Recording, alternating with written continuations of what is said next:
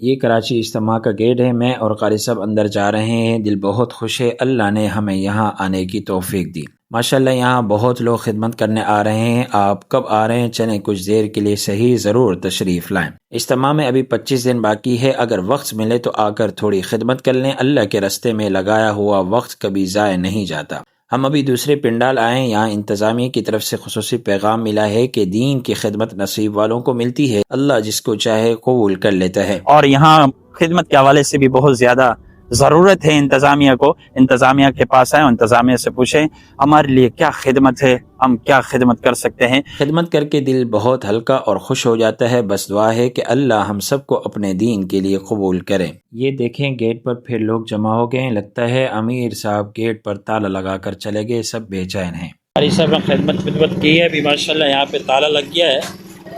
تالا لگانے کا مقصد یہ یہیں رک جائیں آپ انشاءاللہ۔ جو آپ 25 دن ہے وہ ادھر ہی گزرے۔